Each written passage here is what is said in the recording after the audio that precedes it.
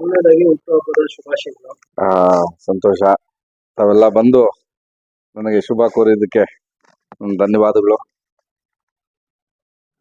Sir, ಈಗ ಲೋಕಸಭಾ ಚುನಾವಣೆ ಬರ್ತಾ ಇದೆ. ಹೌದು.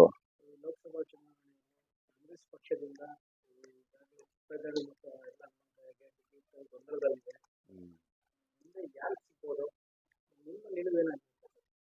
ಈಗ ನಮ್ಮ ನಿಲುವು ಏನಂದ್ರೆ, ನಾವು ಕಾಂಗ್ರೆಸ್ ಪಾರ್ಟಿಯಲ್ಲಿ ಇದ್ದೀವಿ. ಪಕ್ಷಕ್ಕೆ ನ್ಯಾಯ ಮಾಡಬೇಕಾಗಿರೋದು ಪ್ರತಿಯೊಬ್ಬ ಕಾರ್ಯಕರ್ತನ ಒಂದು ಪ್ರಥಮ ಆದ್ಯತೆ. ಅದರ ಆದ್ಯತೆ ಪ್ರತಿಯೊಬ್ಬ ಆ ಕಾರ್ಯಕರ್ತನಿಗೂ ಸಂದಿತ್ತು. ಈಗ ಯಾರ ಅಭ್ಯರ್ಥಿ ಅನ್ನೋ ವಿಚಾರಕ್ಕೆ ಬಂದ್ರೆ, ಈಗ ಕೋಲಾರ ಕ್ಷೇತ್ರದಲ್ಲಿ ಈಗ ಸುಮಾರು 6-7 ಬಾರಿ KH ಮುನಿಯಪ್ಪನವರು ಸ್ಪರ್ಧಿಸಿ ಇಲ್ಲಿ ಸುಮಾರು 6-7 ಬಾರಿ ಅವರು ಲೋಕಸಭಾ ಸದಸ್ಯರಾಗಿ, ಈಗ ದೇವನಹಳ್ಳಿ ಕ್ಷೇತ್ರದಿಂದ MLA ಆಗಿ ಗೆದ್ದು ಈಗ ಮಂತ್ರಿಗಳಾಗಿ ನಮ್ಮ ಕರ್ನಾಟಕ ರಾಜ್ಯದ ಕಾಂಗ್ರೆಸ್ ಸರ್ಕಾರದಲ್ಲಿ ಕಾರ್ಯನಿರ್ವಹಿಸ್ತಾ ಇದ್ದಾರೆ. ಈಗ ಅವ್ರ ಅಳಿಯ ಚಿಕ್ಕಪೆದ್ದಣ್ಣವ್ರಿಗೆ ಕೊಡಬೇಕು ಅಂತ ಒಂದು ಮುನಿಯಪ್ಪಣ್ಣವರ ಒಂದು ಆಶಯ. ಹಾಗೂ ಕೆಲವು ನಮ್ಮ ಕೋಲಾರ ವಿಧಾನಸಭಾ ಕ್ಷೇತ್ರದ ಈಗ ಹಾಲಿ ಮಂತ್ರಿಗಳು, ಕೆಲವು ನಮ್ಮ ಶಾಸಕರು ಹಾಗೂ ನಮ್ಮ ರಮೇಶ್ ಕುಮಾರ್ ಸಾಹೇಬರು, ಇದು ಏನಾಗಿದೆ, ಬಣ ಅನ್ನೋದು ಇದೆ. ಆದ್ರೆ ಎಲ್ಲದಕ್ಕಿಂತ ಹೆಚ್ಚು ನಾವು ಪಕ್ಷ ನೋಡ್ಬೇಕು. ಈಗ ಆದ್ರಿಂದ ಈಗ ನಾವು ಯಾರಿಗೆ ಈಗ ಪಕ್ಷ ಹೈಕಮಾಂಡ್ ತೀರ್ಮಾನ ಕೊಟ್ಟು ಯಾರನ್ನೇ ಅಭ್ಯರ್ಥಿ ಮಾಡ್ಲಿ, ಈಗ ಹೇಗಿದೆ ಅಂದ್ರೆ ಕರ್ನಾಟಕ ರಾಜ್ಯದಲ್ಲಿ ಕಾಂಗ್ರೆಸ್ ಸರ್ಕಾರ ಇರೋದ್ರಿಂದ ಪಂಚ ಗ್ಯಾರಂಟಿಗಳು ಏನು ಅನುಷ್ಠಾನವಾಗಿ ಇಂಪ್ಲಿಮೆಂಟ್ ಆಗಿ ಇವತ್ತು ಜನಗಳಲ್ಲಿ ಮನೆ ಮನೆಗೂ ತಲುಪಿವೆ, ಅದರ ಆಧಾರದ ಮೇಲೆ. ಆಮೇಲೆ ನಮ್ಮ ಕೋಲಾರ ಕ್ಷೇತ್ರ ಇಂದಿನ ಕಾಲದಿಂದ ನೋಡ್ಬೇಕಂದ್ರೆ ಕಾಂಗ್ರೆಸ್ ಪರವಾಗಿ ಯಾವತ್ತೂ ನಿಂತಿದೆ.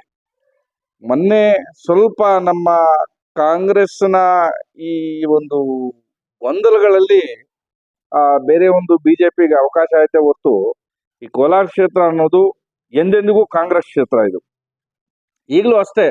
ಈಗ ಒಗ್ಗಟ್ಟಾಗಿ ಈಗ ಏನು ಎರಡೂ ಬಣ ಇದೆ. ಈಗ ಮುನಿಯಪ್ಪಣ್ಣವ್ರ ಬಣ ಅಂತಾರೆ, ಈಗ ಕೆಲವರು ನಮ್ಮ ಶಾಸಕರು ಸಚಿವರ ಬಣ ಅಂತಾರೆ. ಎರಡೂ ಬಣಗಳು ಒಂದಾಗಿ ಯಾರಿಗೆ ಆಗ್ಲಿ ಬೆಂಬಲವಾಗಿ ನಿಂತು ಮಾಡಿದರೆ 100ಕ್ಕೆ 100% ಈ ಕೋಲಾರ ಕ್ಷೇತ್ರದಲ್ಲಿ ನಾವು ಕಾಂಗ್ರೆಸ್ ಅಭ್ಯರ್ಥಿ ಗೆಲುವು ಸಾಧಿಸ್ತೀವಿ ಅಂತ ಹೇಳಕ್ ಇಷ್ಟಪಡ್ತೀನಿ.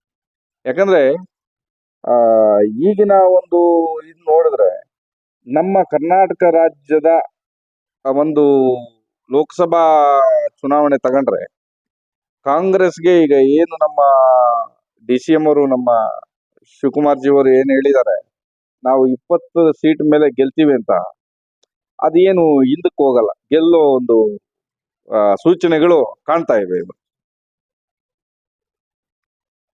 ಸರ್, ಈಗ 5 ಜನ ರಾಜೀನಾಮೆ ಕೊಟ್ಟಿದ್ದಾರೆ. ಚಿಕ್ಕಪೇಟೆ 5 ಜನ ರಾಜೀನಾಮೆ.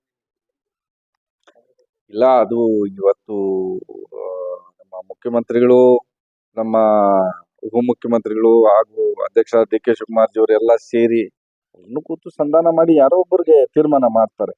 ಏನಂದ್ರೆ, ಈಗ ನಾವು ಎಷ್ಟೇ ಎಲ್ಲ ಇದ್ ಮಾಡ್ಕೊಂಡ್ರು ಆ ಒಂದು ಸೀಟ್ ಚಿಕ್ಕಪೆದ್ದಣ್ಣವ್ರಿಗೋ ಇಲ್ಲ ಯಲ್ಲಹನುಮಂತಯ್ಯನವ್ರಿಗೋ ಇಲ್ಲ ಇನ್ನು ಬೇರೊಬ್ಬರಿಗೋ ಅನ್ನೋದು ಹೈಕಮಾಂಡ್ ತೀರ್ಮಾನ ಮಾಡುತ್ತೆ. ಸೊ ಎಲ್ಲರೂ ಈಗ ಒಟ್ಟಾಗಿ ಹೋದ್ರೇನೆ. ಈಗ ಪಕ್ಷ ಅಂದ್ಮೇಲೆ ಈಗ ಶಾಸಕರು ಯಾರು? ಕಾಂಗ್ರೆಸ್ ಪಕ್ಷದವರೇ. ಮಂತ್ರಿಗಳ್ಯಾರು? ಕಾಂಗ್ರೆಸ್ ಪಕ್ಷದವರೇ. KH ಮುನಿಯಪ್ಪನವರ ಅಳಿಯ ಚಿಕ್ಕಪೆದ್ದಣ್ಣವ್ರು ಯಾರು? ಅವರು ಕಾಂಗ್ರೆಸ್ ಪಕ್ಷದವರೇ. ಯಲ್ಲಹನುಮಂತಯ್ಯನವ್ರು ಯಾರು? ಅವರು ಕಾಂಗ್ರೆಸ್ ಪಕ್ಷದವರು. ಆದ್ರಿಂದ ನಾವೆಲ್ಲ ಕಾಂಗ್ರೆಸ್ ಕುಟುಂಬದವರು. ಒಂದಾಗಿ ಹೋದ್ರೆ ಗೆಲ್ತೀವಿ. ಈಗ ಒಂದಾಗಿ ಹೋಗ್ಲಿಲ್ಲ ಅಂದ್ರೆ, ಇದಕ್ಕೆ ಮೊನ್ನೆ ಲಾಸ್ಟ್ ಚುನಾವಣೆ ಏನು ನಮ್ಮ KH ಮುನಿಯಪ್ಪನವ್ರ ಸೋಲಿಗೆ ಇದಾಯ್ತು, ಸೇಮ್ ಅದೇ ಆಗುತ್ತೆ. ಬಟ್ ಅದಕ್ಕೆ ಅವಕಾಶ ಕೊಡದೆ ಎಲ್ಲರೂ ಸೇರಿ ಒಟ್ಟಿಗೆ ಹೋದ್ರೆ ಇದು ಕಾಂಗ್ರೆಸ್ಗೆ ಅನುಕೂಲವಾಗುತ್ತೆ ಅನ್ನೋ ಒಂದು ಸೂಚನೆ ಜನಗಳಲ್ಲಿ, ಪಬ್ಲಿಕ್ ಅಲ್ಲಿ ಬರ್ತಾ ಇದೆ. ಅದಕ್ಕೆ ಒಗ್ಗಟ್ಟಾಗಿ ಹೋದ್ರೇನೆ ಇದು ನನ್ನ ಪ್ರಕಾರ ಹೈಕಮಾಂಡು ಏನು ನಮ್ಮ ಹಿರಿಯ ಧುರೀಣರಿದ್ದಾರೆ ಇದನ್ನ ಸರಿಪಡಿಸ್ತಾರೆ.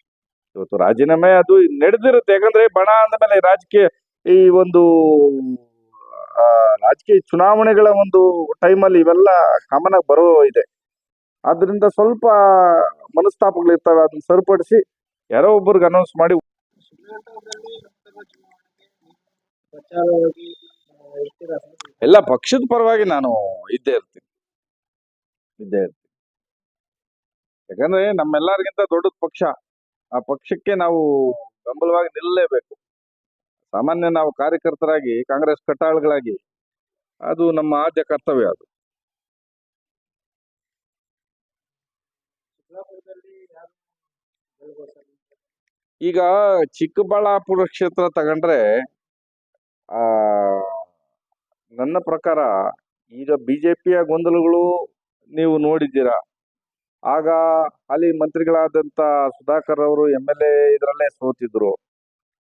ಈಗ ನನ್ನ ಅನಿಸಿಕೆ ಏನಂದ್ರೆ ಕಾಂಗ್ರೆಸ್ಗೆ 100% ಗೆಲುವು ನಿಶ್ಚಿತ.